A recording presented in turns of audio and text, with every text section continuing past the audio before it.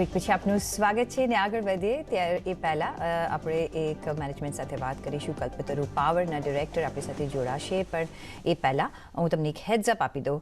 જે Q2ના year on year numbers આવ્યા છે. રેવન્યુમાં આપણે 19% વધારો જોઈ રહ્યા છે, 4,518 કરોડ પર. એબિટામાં નજર કરીએ તો અહીંયા પણ 1.1% વધારો જોઈ રહ્યા છે, 370 કરોડ પર પોસ્ટ થયો છે. માર્જિન્સમાં એકાદ ટકાનો આપણે ઘટાડો જોઈ રહ્યા છે, 9.2%ના સામે 8.2%નો આપણે માર્જિન જોઈ રહ્યા છીએ. પ્રોફિટમાં 3.5%નો એક વધારો જોઈ રહ્યા છે, અને સાથે જ ફાઇનાન્સ કોસ્ટ છે એ થોડો ઓછો થતાં દેખાઈ રહ્યો છે, વધતો દેખાઈ રહ્યો છે. 137 કરોડ પર આવ્યો છે વર્સિસ 116 કરોડ. ઓર્ડર બુકમાં એક 22%નો આપણે ઓફકોર્સ વધારો જોઈ રહ્યા છે. પણ જે મેઇન આ વખતનો જે એમનો જે પ્રોબ્લેમ રહ્યો છે એ છે કે એક તો એક ટેક્સ ઇન્સ્પેક્શન ચાલી રહ્યું છે આઈટી ડિપાર્ટમેન્ટથી, અને સાથે જ માર્જિન્સમાં એક આપણે એક ઇમ્પેક્ટ જોઈ રહ્યા છે. એક્ઝિક્યુશન ઓફ એક જે લોઅર માર્જિન પ્રોજેક્ટ્સ છે એ કરવાથી એક એમને માર પડી રહ્યો છે, અને સાથે જ હાયર ઇન્ટરેસ્ટ ઇમ્પેક્ટ કોસ્ટ પણ એમને નડી રહ્યો છે. પણ વધારે વાતચીત કરીશું कल्पतरु पावरना डायरेक्टर अमित उपलेंज पर. सर, बहुत स्वागत है आपका CNBC बाजार में. तो जैसे मैंने बोला कि ऐसे टॉप लाइन आपके अच्छे हैं, लेकिन जो कंसर्न जो रहा है वो मार्जिन्स में दिख रहा है और हाई इंटरेस्ट कॉस्ट में रहा है. कैसे आप कितना इम्पैक्ट उसका है? पहले तो नमस्कार Preeti ji, wish you a very very happy Diwali जो अभी सीजन आ रहा है, और आपके को भी आपका सवाल, आपने एक सवाल में 3 सवाल पूछ लिए, तो मैं एक एक करके तीनों का जवाब देता हूँ. जहां तक हमारा रेवेन्यू है, आप देखें क्वार्टर ऑन क्वार्टर और H1 में भी और Q2 में भी ऑलमोस्ट 20% के करीब 90% हम लोगों की रेवेन्यू ग्रोथ हुई है, जो कि बहुत अपने आप में एक all time high revenue figure है हमारे क्वार्टर का, जो 4500 करोड़ हम लोग क्रॉस कर चुके हैं. हम लोग साल के एंड तक यही उम्मीद कर रहे हैं कि एक और नया हम लोग 20,000 करोड़ का जो कंसोल टर्नओवर क्रॉस करने का एक माइलस्टोन है वो भी क्रॉस करेंगे. जहां तक मार्जिन का सवाल है, 1-8% मार्जिन अगर आप देखें EBITDA लेवल पे, क्योंकि हमारे कुछ लेगेसी प्रोजेक्ट्स थे जो हम लोगों ने कुछ सब्सिडरीज एक्वायर की उसका, और कुछ जो हमारे प्रोजेक्ट्स, एक ऑस्ट्रेलिया में बहुत बड़ा प्रोजेक्ट था जो कि हम आगे उसको नहीं ले जा रहे हैं, हमने उसको अपनी L1 से और ऑर्डर बुक से भी निकाल दिया है, उसका कुछ इम्पैक्ट है. वरना कोई ऐसा रूटीन बिजनेस की ये मार्जिन है. साल के एंड तक हमने बोला था कि 4.5 से 5% के बीच में हमारा पीबीटी होगा, और हम लोग 99% कॉन्फिडेंट हैं कि हम लोग H2 में उसको कवर करके साल के एंड तक अपना ओवरऑल साल का मार्जिन प्रोफाइल कवर कर लेंगे. जी. जहां तक इंटरेस्ट कॉस्ट का आपने क्वेश्चन पूछा था, अगर आप देखें हमने पिछले 2 साल में ऑलमोस्ट 700 करोड़ का केपेक्स किया है, और उसकी वजह से जो वॉल्यूम ग्रोथ हुई है, इंटरेस्ट कॉस्ट एब्सोल्यूट नंबर में it is in line with हमारी रेवेन्यू ग्रोथ. अगर आप हमारा वर्किंग कैपिटल डेज देखें तो 105 से कम है, जो कि वन ऑफ इंडस्ट्री बेस्ट है. अगर आप रेवेन्यू का परसेंटेज देखें इंटरेस्ट कॉस्ट, तो वो भी करीब 2% के करीब है, जो कि हमारी हमेशा से रही है.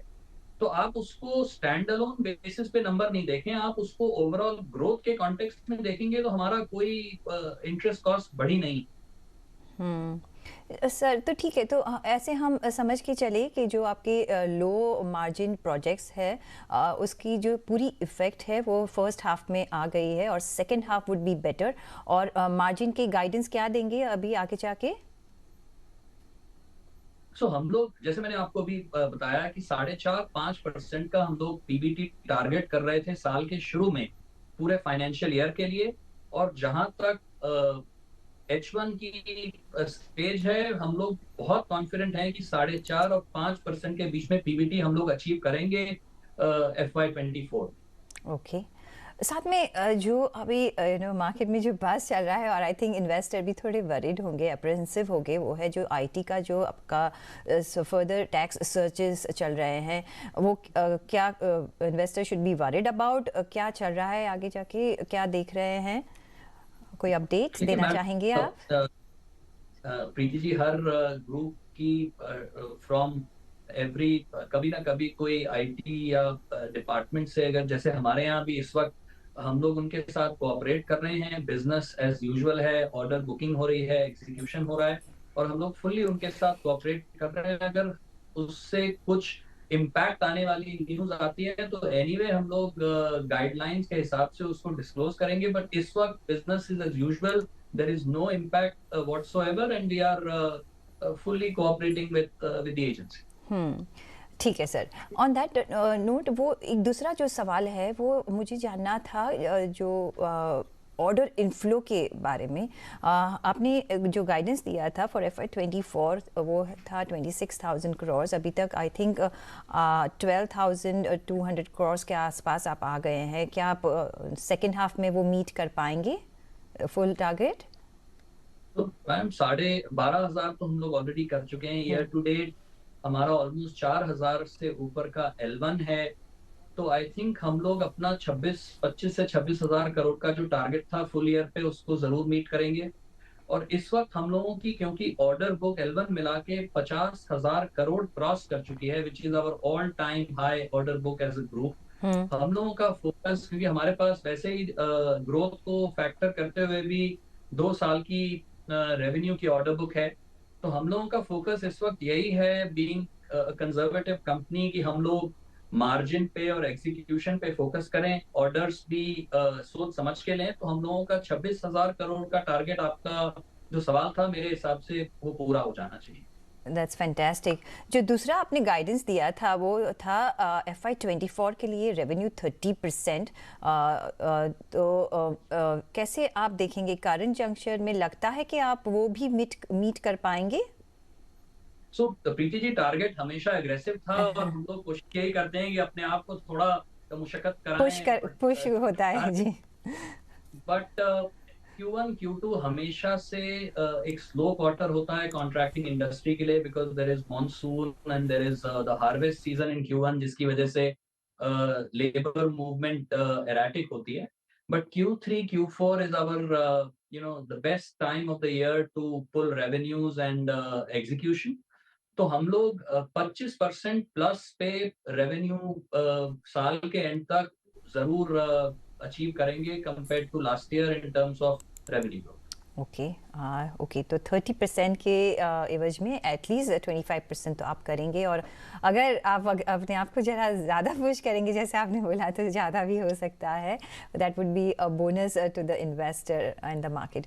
ऑन दैट नोट, बहुत शुक्रिया आपका हमारे साथ जुड़ने के लिए, और दिवाली की आपको भी बहुत शुभकामनाएं। Thank you Preeti ji, and have a great day. Thank you so much. આ હતા કલ્પતરુ પાવરના ડિરેક્ટર અમિત ઉપલિંચવર, અને આપણે જોઈ રહ્યા છીએ સ્ટોક પર આજે એક થોડું દબાણ જોઈ રહ્યા છે, 5% 650 રૂપિયાના લેવલ્સ પર અત્યારના કાઉન્ટર ચાલી રહ્યું છે। એક ક્વિક વ્યૂ, પ્રદીપ, કેવું લાગે કાઉન્ટર? કલ્પતરુ પાવરમાં એક સારી અપ મૂવ આપણે જોઈ છે over past couple of years, અને આ વર્ષે પણ લગભગ રિસેન્ટ કરેક્શન પછી પણ સ્ટોક 16-17% ઉપર છે। રિસેન્ટલી જે ઉપરના લેવલથી કરેક્શન આવી છે તે કોન્સોલિડેશનનો ફેઝ ગણી શકાય। ઓવરઓલ ટ્રેન્ડ પોઝિટિવ છે। આઈ થિંક પ્રીવિયસલી જે બ્રેકઆઉટ લેવલ હતા એ નીચેની સાઈડમાં એક ડિસન્ટ સપોર્ટનું કામ કરશે, અને એ સપોર્ટ લેવલ લગભગ 600-610ના રિજનમાં છે। તો ઓવરઓલ એક પોઝિટિવ વ્યૂ આ સ્ટોપ લોસ સાથે હોઈ કહી શકાય। ઓન ધ હાયર સાઈડ જે ઇમિડિયેટ રેઝિસ્ટન્સ છે એ 680નો છે, અને એ ક્રોસ થાય તો પછી 723-724ના જે ટોપ બન્યા હતા ઓક્ટોબર મહિનામાં એ ફરીથી રિટેસ્ટ થઈ શકે। ઓકે, તો કલ્પતરુ પાવર માટે એક વ્યૂ બનતો દેખાઈ રહ્યો છે। સાથે જ એક બ્રેકનો પણ સમય થઈ ગયો છે, તો આપણે એક ક્વિક બ્રેક લઈને પાછા ફરી જોડાયા રહીશું અમારી સાથે।